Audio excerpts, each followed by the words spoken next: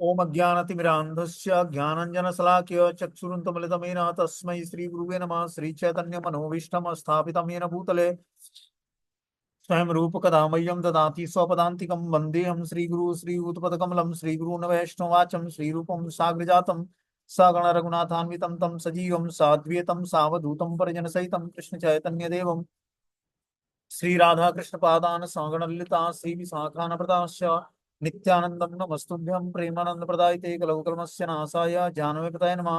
नमो महावदन्याय कृष्ण प्रियं प्रदायते कृष्णाय कृष्ण चैतन्य नामिने गौरद्ध नमः। पंचतत्वात्मकं कृष्णं भक्तरूपस्वरूपकं भक्तावतारं भक्ताख्यं नमामि भक्तिशक्तिकम्। हे कृष्ण करुणा सिंधु दीनबंधु जगतपतये गोपेश गोपिका कांत राधा कांत नमस्तुते तप्त कांचन गौरांगे श्री राधे वृंदावनेश्वरी वृषभानुसुते देवी प्रणमामि हरिप्रिये। वाञ्छाकल्पतरुवृक्ष कृपा सिन्धुभ्यो च पतितानां पावनेभ्यो वैष्णवेभ्यो नमो नमः। जय श्री कृष्ण चैतन्य प्रभु नित्यानंद श्री अद्वैत गदाधर श्रीवासादि श्री गौर भक्तवृंद। हरे कृष्ण कृष्ण कृष्ण हरे हरे, हरे राम राम राम हरे हरे। आज जो है हम लोग को तुलसी जी का विवाह होता है शालिग्राम भगवान से, इसके बारे में हम लोग कथा सुनेंगे। श्री हरिभक्ति विलास में श्री सनातन गोस्वामी पाद बताते हैं कि कैसे तुलसी महारानी का विवाह जो है शालिग्राम भगवान से होता है। बोलते हैं श्री सनातन गोस्वामी पाद ने अपने वैष्णव स्मृति ग्रंथराज हरिभक्ति विलास में श्रीमती तुलसी देवी के विवाह और प्रतिष्ठा विधि को पंचरात्र विधि के अनुसार वर्णित किया है। वन में या घर में तुलसी रोपण करने के 3 वर्ष के बाद उसकी अर्चना विवाह करना चाहिए। जब तुलसी 3 वर्ष की हो जाए तब उनका विवाह करना चाहिए। जब हम घर में रोपण करते हैं तो तुलसी जी का पौधा जो है 3 वर्ष का हो जाए उसके बाद अर्चना आरंभ करें और विवाह करना चाहिए उनका। कार्तिक मास में जब सूर्य उत्तर में हो, बृहस्पति और शुक्र उदय हो रहे हो, अथवा कार्तिक मास के भीष्म पंचक के दिनों में विवाहोचित नक्षत्र पूर्णिमा की तिथि में एक मंडप में कुंड और वेदी की रचना करके शांति विधान करना चाहिए। तब विवाहवत मातृगणों को स्थापन करके मातृ श्राद्ध करना चाहिए। वेद ज्ञाता चारों ब्राह्मणों को बुलाया जाए, एक को ब्रह्मा और एक को आचार्य, एक को ऋषि और एक को पुजारी बनाया जाए। वैष्णव विधि के अनुसार मंडप के नीचे मंगल घट की स्थापना करके फिर एक लक्ष्मी नारायण शालिग्राम शिला के विग्रहों को स्थापित कराया जाए। तत्पश्चात यज्ञ गृह में मातृगणों की अर्चना नांदी मुखी श्राद्ध की क्रिया करके स्वर्णमयी भगवान नारायण को चांदी की तुलसी की मूर्ति रखी जाए। संध्या के समय वास सतम मंत्र के द्वारा 2 वस्त्रों से वेष्टित करें।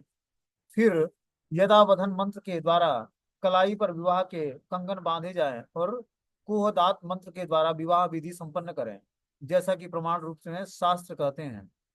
वामं सतेन सतेन मंत्रेण वस्त्र युग्मेन वेटयेत् यद्यावन्देति मंत्रेण कंगनम प्राणिपल्लवे कोहदादिति च मंत्रेण करम ग्राहो विदीयते। जब आचार्य ऋषि और अन्य यजमान के साथ यज्ञ कुंड में 9 भेंट दान करें, इस विवाह रीतियों के पश्चात ओम नमो भगवते केशवाय नमः स्वाहा, नारायणाय नमः स्वाहा का जप करते हुए वैष्णव विधि के अनुसार गुरुदेव के शरणागत होना चाहिए।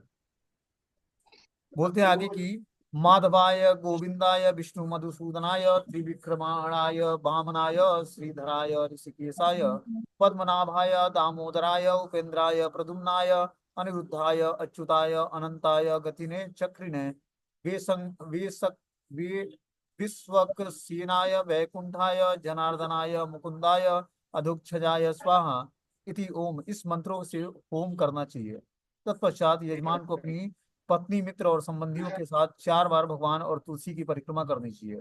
जब तुलसी विवाह विषयक निम्नलिखित प्रार्थना यज्ञ कुंड के सामने दोहराएं तो सतकुंभ सुक्त, पौनामी सुक्त, शांति पर ध्याय 9 सुक्त, जीव सुक्त, वैष्णव संहिता का जप करना चाहिए। तत्पश्चात शंख ध्वनि करें और अन्य वादक भेरी तुरिया बजाएं और मंगल गीत गाकर मंगलाचरण गाएं। इसके पश्चात पूर्णाहुति हो और अभिषेक करके ब्रह्मा को वृषभ, आचार्य को गाय वस्त्र और सैया तथा ऋषि को वस्त्र प्रदान करें। सभी को दक्षिणा प्रदान करें। इस प्रकार तुलसी देवी की स्थापना करके हर कोई भगवान विष्णु की नित्य पूजा आरंभ करे।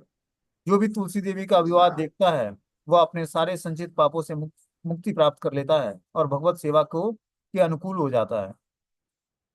आगे जो है स्कंद पुराण में तुलसी विवाह के बारे में बताया जाता है कि तुलसी विवाह कैसे होता है। बोलते हैं श्रीमती तुलसी देवी के विवाह का वर्णन स्कंद पुराण के कार्तिक माह में प्राप्त होता है। कार्तिक मास की शुक्ल नवमी को में श्री कृष्ण तुलसी से विवाह करते हैं। कार्तिक मास के शुक्ल नवमी को, जो नवमी बीत गया है, उसी दिन तुलसी जी का विवाह भगवान शालिग्राम से होता है। जो व्यक्ति इस नवमी तिथि को इस तुलसी कृष्ण विवाह उत्सव को उत्साह से मनाता है, उसे कन्यादान का लाभ प्राप्त होता है। 1 तोला सोने की भगवान विष्णु की सुंदर प्रतिमा तैयार करें। फिर तुलसी और भगवान विष्णु की मूर्ति की प्राण प्रतिष्ठा करके स्तुति आदि के द्वारा भगवान को उठाना चाहिए। पुनः पुरुष सूक्त के मंत्रों द्वारा षोडशोपचार करके, पुण्याहन वाचन करके, नांदी श्राद्ध आदि संपन्न करें। इसके बाद वेद मंत्रों के उच्चारण और अनेक वाद्य यंत्रों की ध्वनि सहित भगवान विष्णु के विग्रहों को तुलसी के निकट लाकर रखें। दोनों को एक ही वस्त्र से आच्छादित करके रखें। उस समय भगवान का इस प्रकार से आह्वान करें। आगच्छत भगवान देवम अर्चयिष्यामि केशव, तुभ्यं दास्यामि तुलसी सर्व कामं प्रदो भवम। हे भगवान केशव, आइए मैं आपकी सेवा पूजा करूंगा। मैं आपको तुलसी प्रदान करूंगा और आप मेरे सारे मनोरथों को पूर्ण कीजिए। इस प्रकार के आह्वान के पश्चात 3 बार अर्घ, पाद्य, आसन और आचमनीय प्रदान करना चाहिए। तब कांस्य के पात्र में दही, घी और मधु रखकर उसे कांस्य के पात्र से ही ढक दें और भगवान को अर्पित करते हुए इस प्रकार से कहें कि मधुपर्क गृहाण वासुदेव नमस्तुते। वासुदेव, आपको नमस्कार है, आप यह मधुपर्क ग्रहण कीजिए। तदंतर हरिद्रालेपन और अभ्यंग्य कार्य संपन्न करके गोधूली की वेला में तुलसी और भगवान विष्णु का पूजन पृथक पृथक करना चाहिए। दोनों को एक दूसरे के सम्मुख रखकर मंगल पाठ उच्चारण करना चाहिए। इस कार्य से वे अधिक प्रसन्नता का अनुभव करते हैं।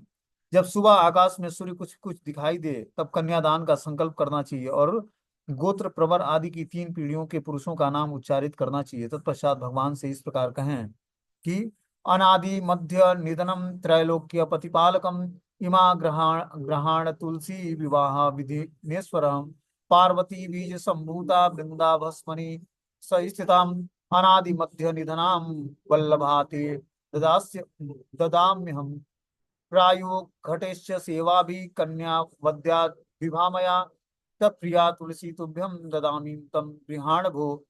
बोलते हैं कि आदि मध्य और अंत में से रहित त्रिभुवन प्रतिपालक भगवान इस तुलसी को आप विवाह की विधि से ग्रहण कीजिए। यह पार्वती के बीच से प्रकट हुई है, वृंदा की भस्म से स्थित रहती है और आदि मध्य और अंत में शून्य है। हे भगवान, आपको तुलसी बहुत प्रिय है, अतः इसे मैं आपकी सेवा में अर्पित करता हूँ। मैंने जल के घड़े में सींच कर अन्य प्रकार की सेवा करके अपनी पुत्री की भांति इसका पालन पोषण किया है। आपकी प्रिया तुलसी मैं आपको ही दे रहा हूँ, प्रभु आप इसे ग्रहण कीजिए। इस प्रकार से तुलसी भगवान को प्रदान करके दोनों की पूजा करनी चाहिए। विवाह का उत्सव मनाकर रात्रि जागरण करना चाहिए। सुबह पुनः दोनों की पूजा संपन्न करके अग्नि की स्थापना करके उसमें द्वादशाक्षर मंत्र से खीर, घी, मधु और तिल मिश्रित हवन आदि द्रव्य से 108 आहुतियां प्रदान करना चाहिए। अतः आखिर में स्वाष्टिकृत्य होम करके पूर्णाहुति प्रदान करें। इसके बाद भगवान से प्रार्थना करें। क्या प्रार्थना करें? इदम व्रतम मया देवम कृत्यम प्रत्ये तो प्रभु न्यूनम संपूर्णया यातु तम प्रसादा जनार्दनम। हे देव प्रभु, आपकी प्रसन्नता के लिए मैंने व्रत किया है। हे जनार्दन, इसमें जो न्यूनता हो वह आपकी कृपा से पूर्णता को प्राप्त करे। नियम सेवा और कार्तिक व्रत करते समय द्वादशी में पारायण करना परम कर्तव्य है। उसके बाद गन्ने के द्वारा तुलसी और वासुदेव की आराधना करनी चाहिए। तब धनादि दान करके श्री हरि का विसर्जन करना चाहिए। तब भगवान के पास इस प्रकार से प्रार्थना करनी चाहिए। क्या प्रार्थना करनी चाहिए? बताते हैं कि वैकुंठम गच्छ भगवती तुलसी ही तम प्रभो मत कुरुते पूजनम ग्राहम संतुष्टो भव सर्वदा। गच्छ गच्छ सुर श्रेष्ठा स्वस्थाने परमेश्वर। हे भगवान, आप अपनी प्रिया श्री तुलसी के साथ वैकुंठ को पधारिए। हे प्रभु, मेरे द्वारा की गई पूजा ग्रहण करके आप सदा संतुष्ट रहें। हे परमेश्वर, आप अपने स्व स्थान में पधारें। इस प्रकार से भगवान के विग्रह का विसर्जन करके विग्रह आदि सामग्री आचार्य को अर्पण करें। इस प्रकार का अनुष्ठान व्यक्ति करे, तब जाकर वो परम आध्यात्मिक लाभ प्राप्त करता है और भक्तिमय जीवन में अग्रसर होकर भगवत प्रेमी बन जाता है। तो इस तरह से सभी लोग अपने घर में, थोड़ा सा टफ है लेकिन तुलसी की विवाह क्रिया संपन्न कर सकते हैं, खासकर गृहस्थों को करना चाहिए। तुलसी शालिग्राम या तुलसी के साथ वाटर कूलर। गोविंद के विग्रहों की विवाह की प्रक्रिया करनी चाहिए, ठीक है ना। और जो नहीं कर सकता है वो देख सकता है। आगे इसमें बता रहे हैं कि गणेश और तुलसी वार्तालाप, गणेश जी से तुलसी की वार्तालाप क्या होती है। बृहद वैवर्त पुराण में कल्प ब्रह्म कल्प में घटित एक घटना का वर्णन किया गया है।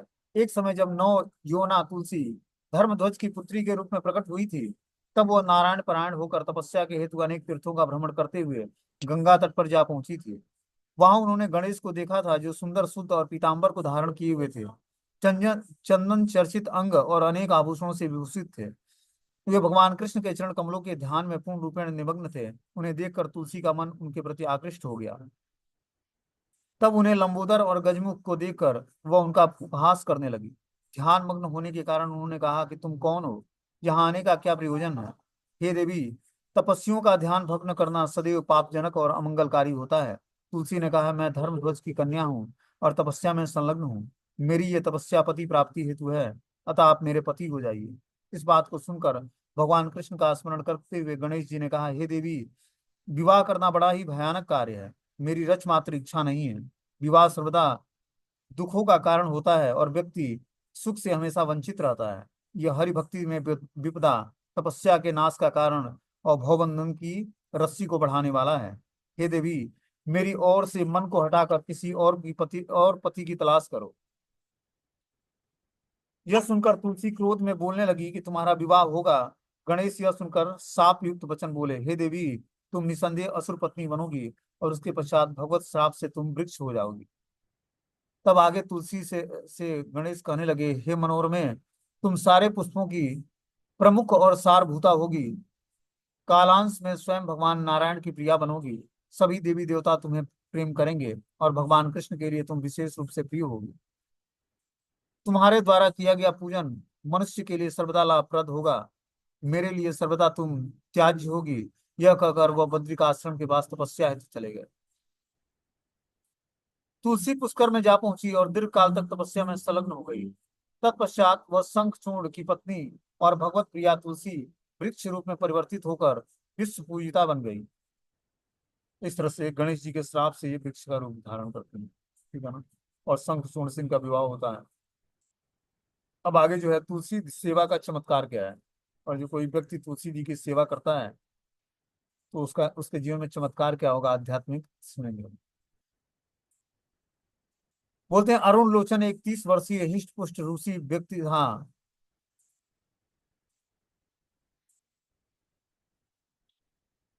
जिन्होंने अपना समय संयुक्त राज्य में बिताया था। उसने बचपन के समय के दौरान, आश्चर्य की बात यह है कि उसकी माता ने अनजाने में ही तुलसी के पौधे को विकसित किया था, उसकी देखभाल करती थी।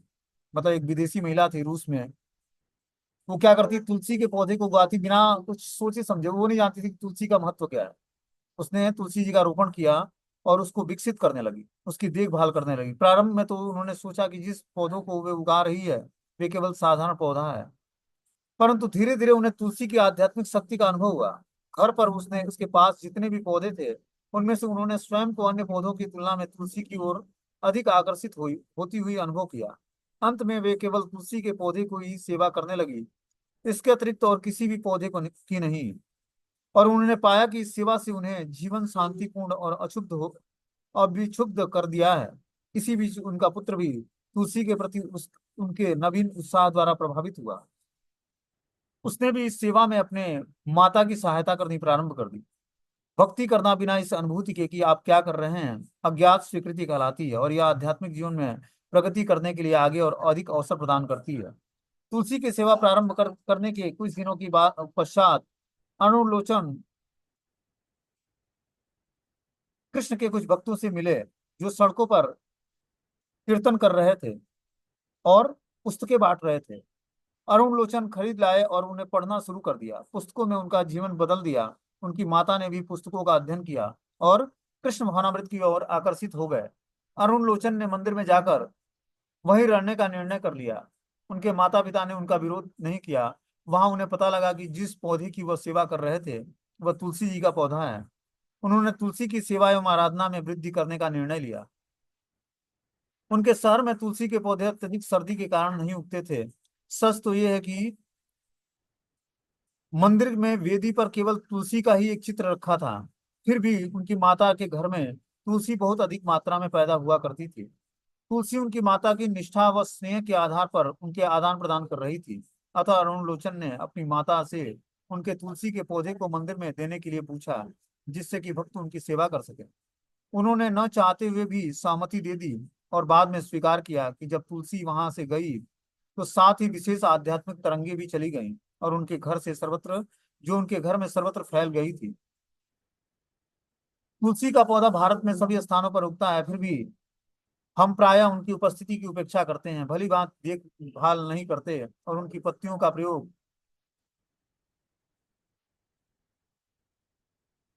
गलत तरीके से करके उनके प्रति अपराध करते हैं। रूप गोस्वामी ने हमें भक्ति करने के 64 अंग बताए हैं, जिसमें तुलसी की आराधना भी सम्मिलित है। ये अंग अर्थहीन अनुष्ठान नहीं है, उपयुक्त ढंग से संपन्न किए जाए तो हमें कृष्ण के समीप ला सकती है और उनके प्रति हमारे सुप्त कृष्ण प्रेम को जागृत कर सकती है। अरुण लोचन के तुलसी की सेवा करने के अनुभव से उसने सेवा की इच्छा की चिंगारी को सुलगा दिया। उस इच्छा पर कार्य करने से और अधिक स्नेहपूर्ण व निष्ठा सहित तुलसी की सेवा करने से उसकी सेवा करने की आकांक्षा और अधिक बढ़ गई। उनकी सेवा उनके मन में भक्तों को प्रसन्न करने की यह इच्छा कैसे उत्पन्न हुई, ये सब तुलसी देवी की कृपा से हुई। तुलसी की आहतकी की कृपा से वो भक्त बन गया। तो इस तरह से अरुण लोचन जो है रूस में रहने वाला व्यक्ति था, लेकिन वो तुलसी महारानी की कृपा से भगवान कृष्ण का भक्त बन गया। आगे बोलते हैं कि कृष्ण की प्रियतमा है तुलसी महारानी, ये आचार्यों का कथन है। कृष्ण के अत्यंत घनिष्ठ सेवकों में से एक तुलसी हमें असाधारण सौभाग्य और आशीर्वाद प्रदान करने के लिए एक विशेष रूप से आती है। कृष्ण के भक्त एक छोटे वृक्ष की आराधना करते हैं, वे एक साधारण वृक्ष नहीं है, ये तुलसी देवी हैं, कृष्ण का प्रिय पौधा है। तुलसी की कोमल बैगनी व हरे रंग की पत्तियां होती हैं और योगियों को मन को कृष्ण की सेवा की ओर खींचने के लिए प्रसिद्ध आकर्षक मधुर सुगंध भी तुलसी में पाई जाती है। तुलसी की लकड़ी से जप के मनके बनाए जाते हैं, जिस पर भक्त कृष्ण के नाम का जप करते हैं। भक्तगण अपने गले में तुलसी के मनकों की माला कंठी पहनते हैं। उनकी पत्तियां और पुष्प मंदिर में कृष्ण के विग्रहों को सजाने में उपयोग की जाती है और भगवान को अर्पित भोग पर भी रखी जाती है। तुलसी देवी ने एक वृक्ष का रूप धारण किया है, जिससे कि प्रत्येक व्यक्ति, यहाँ तक कि निर्धन व्यक्ति भी कृष्ण को कुछ अद्भुत आश्चर्यजनक अर्पित कर सके।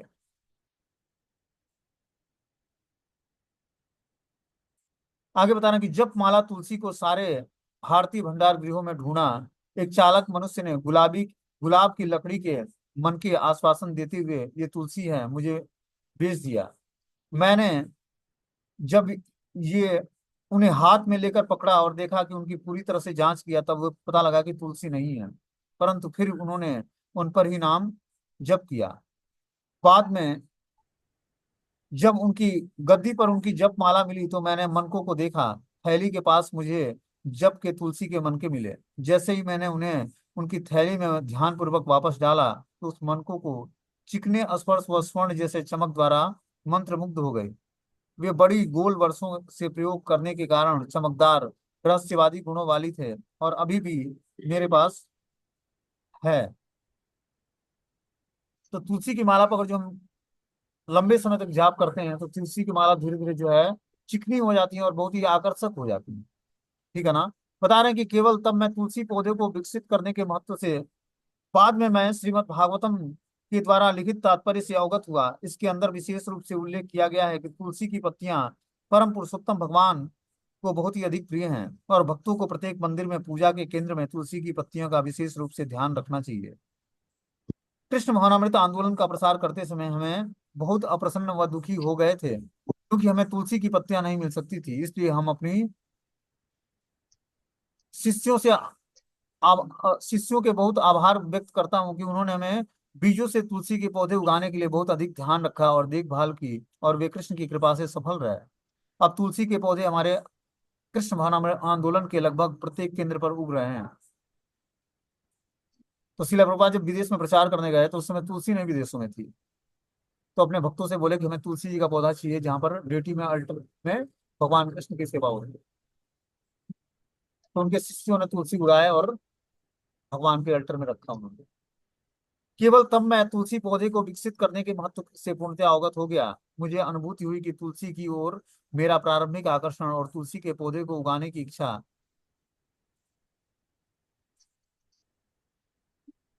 प्रत्यक्ष निर्देशों द्वारा प्रेरित नहीं थी, परंतु भगवान द्वारा हृदय के अंदर से संचालित थी।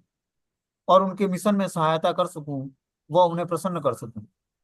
बता रहे कि सन 1965 में पश्चिम में तुलसी के प्राकट्य से पूर्व कभी कभी उनके विषय में चर्चा हुआ करता था। मुझे याद आ रहा है कि उनका ये कहना था कि भारत में प्रत्येक व्यक्ति तुलसी के पौधे को पवित्र मानता है और कोई भी उन्हें न तो काटता है न ही उखाड़ता है। यहाँ तक कि जो हिंदू नहीं है वो लोग भी घर में तुलसी के वृक्ष उगाते हैं और वो ऐसे स्थान ढूंढते हैं जहाँ तुलसी न लगी हो, वहां तुलसी का वृक्ष रोपण करते हैं। भक्ति विनोद ठाकुर जी ने भगवान चैतन्य के जन्म स्थान की खोज की थी। तब तुलसी के पौधे से इतना अधिक ढक गया था कि कोई भी उसको एक पवित्र स्थान सोचकर वहां रह नहीं सकता था। यहाँ तक कि मुस्लिम लोग भी यह मानते थे कि तुलसी के पौधे को उनके स्थान से हटाने पर दुर्भाग्य प्राप्त होता है। तो तुलसी महारानी जो जहाँ पर चैतन्य महाप्रभु का प्राकट्य स्थल है, वहां पर खेत हुआ करता था पहले। तो वहां पर कुछ भी बोया जाता था, तुलसी के वृक्ष उग जाते थे। गेहूं वो तब भी तुलसी उग जाता था और तुलसी के घने वृक्ष उगते थे। तो भक्ति विनोद ठाकुर ने उस स्थान को खोजा और वहां पर अनेकों तुलसी के पौधे थे, घने जंगल थे तुलसी के।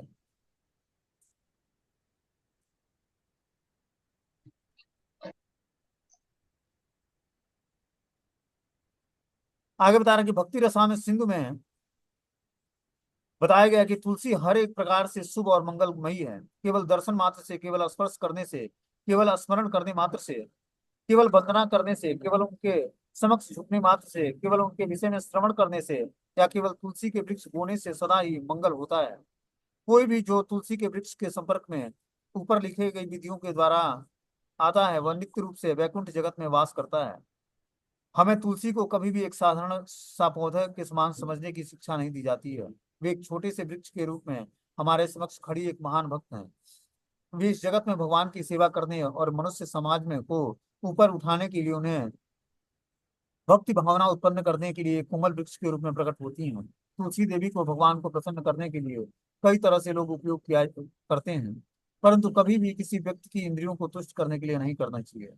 भौतिक उत्प्रेरणा या प्रोत्साहन देने के लिए कि व्यक्ति को शत्रुओं का नाश हो जाए या चिंताओं को दूर करने के लिए या औषधि बनाने के लिए, इस उद्देश्य से के लिए तुलसी देवी को अर्पित किया जाने पर व्यक्ति नारकीय क्षेत्रों में प्रवेश करेगा। तुलसी देवी हमारे लाभ हेतु उनकी सेवा करने का अवसर प्रदान करने के लिए हैं। यदि हम भली बात उनका ध्यान करेंगे तो कृष्ण के प्रति प्रेम हमें प्रदान कर सकती हैं। तो तुलसी महारानी की हमें बहुत ही अच्छे तरीके से सेवा करनी चाहिए। आगे हम बता रहे हैं कि तुलसी देवी की महिमा क्या है। हम लोगों ने कल तुलसी काष्ठ की महिमा सुनी थी, तुलसी दल ग्रहण करने की महिमा सुनी थी, तुलसी पत्र धारण करने की महिमा सुनी थी, तुलसी कृष्ण भक्ति प्रदायिनी है, इसकी महिमा सुनी थी। आज हम लोग सुनेंगे कि तुलसी काष्ठ चंदन की महिमा क्या है। जो तुलसी काष्ठ होता है उसको हम लोग चंदन की तरह घिस कर उसको भगवान को अर्पित कर सकते हैं और अपने शरीर पर भी लगा सकते हैं भगवान को ऑफरिंग करने के बाद। बोलते हैं, तुलसी काष्ठ के चंदन के महात्मा का वर्णन श्री हरि भक्ति विलास में प्राप्त होता है। गरुड़ पुराण को उद्धृत करते हुए श्रील सनातन गोस्वामी कहते हैं कि भगवान को तुलसी काष्ठ का चंदन अर्पित करने मात्र से व्यक्ति के 100 जन्म के पाप निसंदेह दग्ध हो जाते हैं। इस शरीर को त्यागते समय यदि तुलसी चंदन के द्वारा व्यक्ति को शरीर को लेपित किया जाए तो वो व्यक्ति निश्चित रूप से भगवत सारूप्य प्राप्त करके उनके निजी धाम में निवास करता है। कलयुग में भगवान को तुलसी चंदन प्रदान करने से वह व्यक्ति इस जगत में विद्यमान नहीं रहता है, वह भगवत धाम का निवासी बन जाता है। भगवान के अर्चा विग्रहों को तुलसी काष्ठ का चंदन भक्ति पूर्वक लगाने मात्र से व्यक्ति सदैव उनके समीप भ्रमण करता है। जो कलयुग के मार्गशीर्ष मास में मुझे तुलसी काष्ठ का चंदन अर्पित करता है वह निश्चित रूप से कृतार्थ हो जाता है। अभी कार्तिक के बाद जो है मार्गशीर्ष महीना आएगा। मार्गशीर्ष महीने में तुलसी को घिस कर और जब हम उसका चंदन लेपित करते हैं भगवान को, तो भगवान उस भक्त को कृतार्थ कर देते हैं, मतलब अपनी भक्ति प्रदान करते हैं। तुलसी युक्त स्नान महिमा। तुलसी जल द्वारा स्नान करने की महिमा का वर्णन श्री सनातन गोस्वामी ने हरिभक्ति विलास नामक ग्रंथ में किया है। वे गरुड़ पुराण के श्लोकों को उद्धृत करते हुए कहते हैं कि यदि कोई व्यक्ति प्रतिदिन तुलसी के मूल की मिट्टी को अपने शरीर पर लेपन करता है तो उसे 10,000 औभृत्य स्नान का फल प्राप्त होता है। जो व्यक्ति अपने सिर पर तुलसी युक्त जल को धारण करता है उसे गंगा स्नान करने का फल प्राप्त होता है। तुलसी युक्त जल अपने सिर पर धारण करने मात्र से व्यक्ति को सारे तीर्थों में स्नान करने का महत्व फल प्राप्त होता है। अब आगे जो है तुलसी द्वारा अर्चन महिमा बता रहे हैं कि के द्वारा भगवान की अर्चना करने पर उसकी क्या महिमा है। श्री सनातन गोस्वामी अपने अपूर्व ग्रंथ श्री हरिभक्ति विलास में बृहद नारदी पुराणोक्त गत वर्णित तुलसी महिमा को प्रदर्शित करते हैं। वे कहते हैं कि तुलसी विभिन्न अर्चन विहीन अर्चन अर्चन नहीं है। तुलसी विहीन स्थान स्थान नहीं माना जाता है। तुलसी विहीन भोजन भोजन नहीं है। वायु पुराण में वर्णित किया गया कि भगवान जनार्दन कदापि तुलसी व्यतिरिक्त अर्चन सेवा को स्वीकार नहीं करते हैं। यदि तुलसी पत्र का अभाव हो तब व्यक्ति को तुलसी काष्ठ भगवत अंग के में स्पर्श करके पूजा करनी चाहिए। और जो मान लो किसी कारणवश तुलसी पत्र नहीं मिलता है तो तुलसी काष्ठ को भगवान के अंग में स्पर्श करके पूजा करनी चाहिए। यदि तुलसी काष्ठ का भी अभाव हो तो व्यक्ति को तुलसी नाम का उच्चारण करके भगवान जनार्दन की अर्चना करना परम कर्तव्य है। मान लो तुलसी काष्ठ भी नहीं मिलता है तो तुलसी नाम का स्मरण करें। जो व्यक्ति तुलसी पत्र द्वारा भगवान विष्णु के अतिरिक्त अन्य देवी देवताओं की पूजा करता है वह व्यक्ति गौ हत्या ब्रह्म घाती और गुरु पत्नी गामी के समान पापी भी हो के समान पापी है। जो व्यक्ति तुलसी पत्र द्वारा भगवान विष्णु के अतिरिक्त अन्य देवी देवता की पूजा करता है, तुलसी पत्र भगवान विष्णु को ही अर्पित की जाती है और किसी देवी देवता को नहीं। विष्णु रहस्यम नामक वैदिक ग्रंथ में कहा गया कि व्यक्ति को मनोरम और कोमल मंजरी के सहित अखंड हरित वर्ण युक्त तुलसी पत्र भगवान जनार्दन को अर्पण करना चाहिए। कृष्ण वर्ण या हरित वर्ण समस्त प्रकार की तुलसी भगवत प्रिय है। सभी प्रकार के पुष्पों की अपेक्षा भगवान कृष्ण को तुलसी से सर्वाधिक प्रीति है। कामिका एकादशी व्रत के महात्म्य में कहा गया है कि तुलसी मंजराभिस्त पूजितो येन केशव आजन्मम कृत पापस्य तेन समार्जितम लिपि। जो व्यक्ति तुलसी मंजरी के द्वारा भगवान केशव की पूजा करता है उसकी अनेक जन्मार्जित पाप राशि पूर्ण रूपेण साफ हो जाती है। अगस्त संहिता में कहा गया कि मंत्र उच्चारण के साथ केवल एक तुलसी पत्र भी श्री हरि के सिर पर अर्पित किया जाए तब वो अर्पित पत्र अनंत फल प्रदान करने वाला है। अन्यत्र कहा गया है कि यदि व्यक्ति श्री हरि के सिर पर तुलसी अर्पित करता है तब यह अनुपम कार्य उसके अकथनीय और गोपनीय अनेक पाप राशियों को ध्वस्त कर देता है। जो व्यक्ति तुलसी पत्र विनिश्रित जल बिंदु द्वारा 3 संध्याओं में भगवान के श्री मंदिर का मार्जन करता है वह महापाप के प्रभाव से मुक्त हो जाता है। स्कंद पुराण में कहा गया कि जो व्यक्ति तुलसी दल और मंजरी भगवान के सिर देश पर प्रदत्त करता है उसे कोटि सुवर्ण राशि दान करने का से भी अधिक फल प्राप्त होता है। पद्म पुराण में कहा गया कि जो व्यक्ति तुलसी मंजरी के द्वारा भगवान जनार्दन का पूजा करता है उसे पुनः माता के गर्भ में नहीं आना पड़ता है। श्री हरि भक्ति शुद्धोधन में यमराज ब्राह्मणों को कहते हैं कि कोई व्यक्ति धार्मिक या अधार्मिक क्यों न हो यदि उसने केशों की पूजा तुलसी के द्वारा की है तब उसके मेरा स्पर्श नहीं होगा बल्कि वह विष्णु दूतों के द्वारा ले जाने के योग्य हो जाएगा। ठीक है ना।